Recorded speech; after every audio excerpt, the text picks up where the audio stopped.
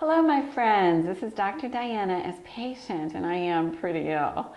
One of the most common questions I get is, how can I know if I have hydrocephalus? Will my doctor know? Or my MRI came out normal, so I must not have hydrocephalus, right? Or finally, I have a small head, so I must not have hydrocephalus, but I seem to have symptoms of hydrocephalus. How is that possible? Oh, and the one I love. I have symptoms of low intracranial pressure.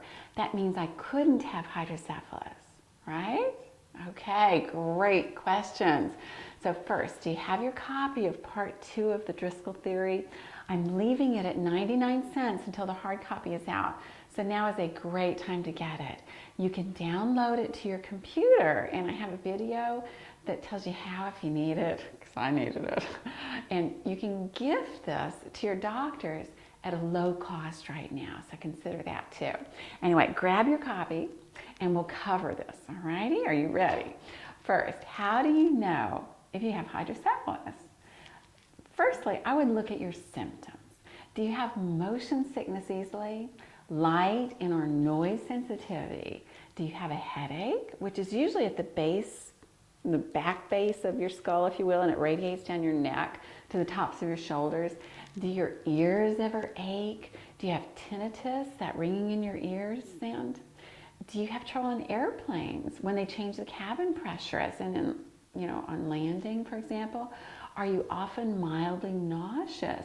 Are your symptoms worse with Valsalva? That's straining, like say blowing up a balloon, if you will.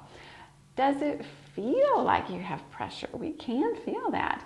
And do you ever have fluid that leaks out of your nose when you lean forward a little bit, or seems to be coming out of your ears? Now, if you say yes to many or most of these questions, you have symptoms of mild hydrocephalus. That is a big clue. Now, will my doctor know? My MRI came out normal. This is where it gets interesting, my friends. Go ahead and look at figure 1 in part 2 of the Driscoll theory. Do you see the dark space above the brain and in the cisterns where the red arrows are pointing? The dark space is cerebrospinal fluid, or CSF. That is more fluid than we like to see. And there's more fluid between the worms of the brain. Do you know what I mean by that? Okay. This is called external communicating hydrocephalus.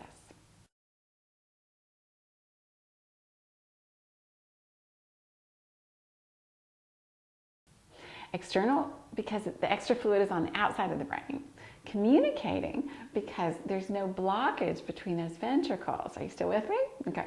Now, it is easy for physicians to think in terms of higher intracranial pressure, where we'd see swelling of the optic nerve head, what we eye doctors call papilledema, or where the ventricles inside the brain become larger. But without those signs, radiologists and physicians will often misdiagnose this presentation or call it brain atrophy, even in babies. I'm attaching an article on my website describing how this frequently happens, and with babies, usually scares the pants off the parents, as you can imagine. Heavens. Now, I'm attaching another article for you on the website that explains how underdiagnosed this is and how it's a frequently underdiagnosed cause of headaches. This is what my children and I experienced. I had all the symptoms of hydrocephalus, and when I took Florinef to increase my blood volume to see if it would help my POTS, wow, that pressure headache was immediately worse. When I reduced my pressure with acetazolamide or Diamox overnight, the headache and neck ache went away. Ditto with my kids. My poor daughter had headaches her entire life. We tried everything, including biofeedback. Nothing was working. I knew it had something to do with EDS, but I hadn't quite put the pieces together. I didn't know exactly why it did. Now, this is a symptom none of us in my family has to ever worry about anymore. How great is that? Now, interestingly, all 3 of us have been easily motion sick our entire lives. After my son and I got a viral trigger, all of the pressure symptoms went up dramatically. This is why I believe the virus and or the antibodies and the inflammatory cytokines that result likely damage the arachnoid villi, where CSF usually drains. I can see your eyes glazing over. I even see that from here. So take a look at part 2, and it will give you all the skinning with lots of references too. Okay. Another thing to look at on an MRI is look for an empty cella or partially empty cella. The cella turica is where your pituitary gland kind of sits, if you will. You'll see my partially empty cella in figure 3.1.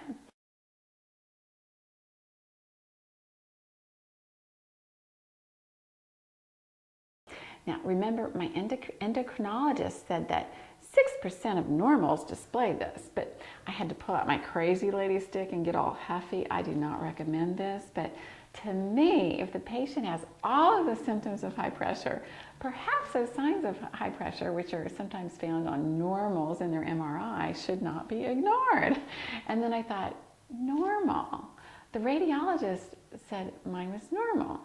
Perhaps this 6% that occurs in normals is actually a misdiagnosis. Makes you wonder, doesn't it? Anyway, this is when I realized that I needed to learn everything possible about the production, flow, and drainage of CSF. I needed to fully understand all types of hydrocephalus. Living it actually helped me figure this out. So, no, your doctor may miss this. If you look at your sagittal image from your MRI, you may be able to see this yourself. If you have the symptoms, you may want to take a copy of the articles that I'm attaching on my website again to your doctor and ask if you may have external communicating hydrocephalus. They may not have thought about that. Now, if your doctor and or radiologist says you have brain atrophy, be especially suspicious of this type of diagnosis. Brain atrophy is brain shrinkage. Now, if they don't have a series of MRIs with which to compare, then they have no way of knowing if your brain has shrunk, right? This may be external communicating hydrocephalus. Now, if we have this high pressure untreated for many years, could it cause atrophy? Perhaps. Now, if you have that back of the head headache, neck ache, and you have no contraindications to Diamox, an evening dose will give you the dramatic improvement by the next morning, which is diagnostic in and of itself. Remember that Diamox is a sulfa derivative, so sulfa allergies, look out there. Now, you say you have a small head. I have a small head, and I have hydrocephalus. So either I had a pinhead when I was born, or my pressure went up after the sutures of my skull closed. I suspect I was born with a small head because in my toddler pictures, my head does look a little bit too large, but I seem to grow into it. This is one reason that we can't usually tell if someone has had mild hydrocephalus by measuring their adult head sizes. So you have a small head, you are not out of the woods for a hydrocephalus. Finally, I love this question. I have symptoms of low intracranial pressure, but Diamox helps me. What gives? When I first figured out that I had high intracranial pressure and suspected a CSF leak, 2 of my doctors said that the whole thing was ridiculous. We're used to that, right? If I had a leak, I would have the worst headache of my life. And they added that I had many cranial nerve symptoms of low intracranial pressure, which was true. So what was going on?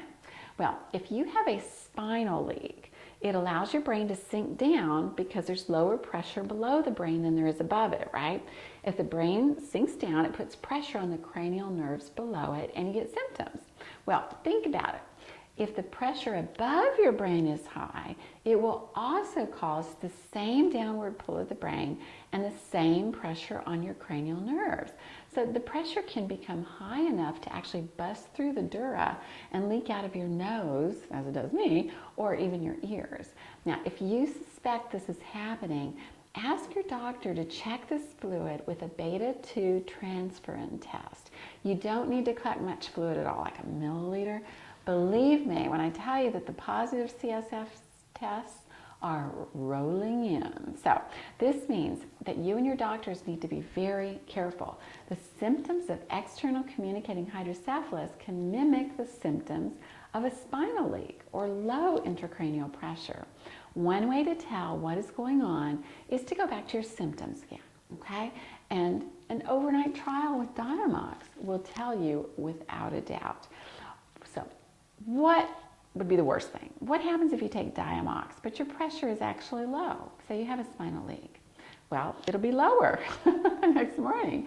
And when you get vertigo, you will have the headache from Hades. So lie down, drink lots of fluid, maybe water with some sea salt and glucose, and your body will replace that fluid very quickly. Diamox effects do not last long, okay? This is not a long-term problem. So there you have it. External communicating hydrocephalus in a nutshell. Have more questions? Please visit the forum at prettyill.com. I'll see you there. But until then, let's continue to change our worlds one brain cell at a time if we have to. Gentle hugs to you all. Bye.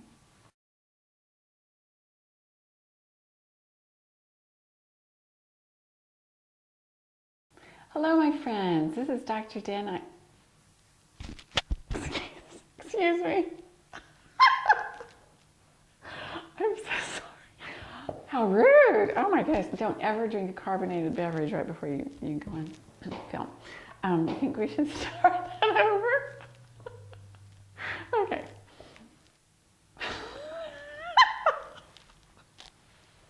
Sorry. Okay. I can do this. Okay.